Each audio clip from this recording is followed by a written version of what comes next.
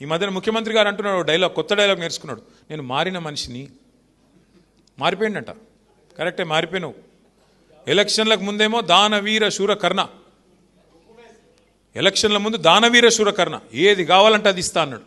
ఇప్పుడు కుంభకర్ణ, లేస్తలేడు, మారిపోయిండు మనిషి, ఎగ్దం మారిపోయిండు. ఎలక్షన్లకు ముందేమో పాలమూరు బిడ్డ, ఇప్పుడు పాలమూరు ప్రాజెక్టును పట్టించుకోని బిడ్డ. ఎందుకు మరి నువ్వు ముఖ్యమంత్రిగా ఉండి ఏం లాభం ఈ రాష్ట్రానికి? నీ నాగర్ కర్నూల్లో నీ పాలమూరులో ఇలా రైతులు రోడ్డుకి ధర్నా చేస్తుంటే సిగ్గనిపిస్తలేదా? బాధ అనిపిస్తలేదా? గురుకుల పాఠశాలలు మేము బ్రహ్మాండంగా నడిపితే ఆనాడు ఇవాళ 140 మంది పిల్లలు చచ్చిపోయినారు ఆ గురుకులాల్లో ఈ రేవంత్ రెడ్డి వచ్చినాక. సిగ్గనిపిస్తలేదా? కరెంట్ ఇయ్యలేకపోతున్నావు, సిగ్గనిపిస్తలేదా?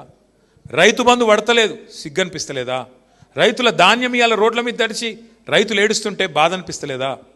ఇంకా ఆయన అంటున్నాడు, మేము తిడుతుంటేనంట ఇట్లా విమర్శ చేస్తుంటే ప్రజల పక్షాన ఆయనకు మా తిట్లు వింటుంటే ఆయనకు సాడిస్టిక్ ప్లెజర్ వస్తుందంట, పైశాచిక ఆనందం వస్తుందంట. ఏమనాలి ఆయనని? మేము ఇంకా ఏమనాలో కూడా అర్థం కావట్లేదు. అందుకే మీతో నా ప్రార్థన, మా కల్వకుర్తి సోదరులతోన, మనము మళ్ళీ లాస్ట్ కేసీఆర్ వస్తాడులే, ఇట్లా చేయి ఊపుతాడు, మేము కూడా ఇట్లా ఊపుదాము. కేటీఆర్ మధ్యలో ఒకసారి వస్తాడు, ఆయన కూడా ఇట్లా అంటాడు, మేము కూడా ఇట్లా అందాము, కానీ మేము మాత్రం ఏం చెయ్యము అంటే కుదరదు. శ్రీధర్ చెప్పింది అక్షర సత్యం. దయచేసి మా మిత్రులను కోరుతా ఉన్నాం, దయచేసి మీ స్థానిక సమస్యలు, మీ గ్రామాల్లో ఉండే సమస్యలు, మీ మండలాల్లో ఉండే సమస్యలు, అవి రైతులే కావచ్చు, కులవృత్తులే కావచ్చు, లేదా ఇతరులే కావచ్చు, విద్యార్థులే కావచ్చు, ఇంకోరి కావచ్చు, ఎత్తుకోండి. వాళ్ళ తరపున రోడ్డు ఎక్కండి, కదం దొక్కండి. ఇచ్చినాం, ప్రభుత్వానికి ఇచ్చే కాడికి టైం ఇచ్చినాం, మనం కూడా ఓపిక పట్టినాం. 2.5 ఏళ్ళు సరిపోయింది, 50% ఓవర్. ఇంకొక ఇందాక ఎవరో సోదరుడు మాట్లాడుతూ ఇంకో 2 ఏళ్ళు గడ్డు కాలం అన్నాడు, వెంకటేష్ అనుకుంటా.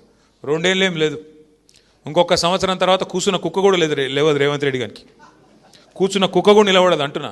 అధికారులు వినరు మాట, ఎందుకంటే ఆఖరి సంవత్సరం మొత్తం ఎలక్షనే కాబట్టి ఇంకొక సంవత్సరం తట్టుకోవాలా ఈ దుర్మార్గ అరాచక పాలన.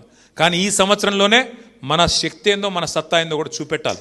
ఖచ్చితంగా గలం విప్పాలి, బలం చూపాలి. ఎట్లా అయితే తెలంగాణ ఉద్యమంలో ఆనాడు కదం దొక్కినామో, ఇప్పుడు మళ్ళొక్కసారి కాంగ్రెస్ నుండి ఈ రాష్ట్రాన్ని కాపాడుకోవడానికి, కాంగ్రెస్ కబంధహస్తం నుంచి ఈ రాష్ట్రాన్ని కాపాడుకోవడానికి తప్పకుండా అందరం కూడా నడుం బిగించాల్సిన బాధ్యత మన మీద ఉన్నది.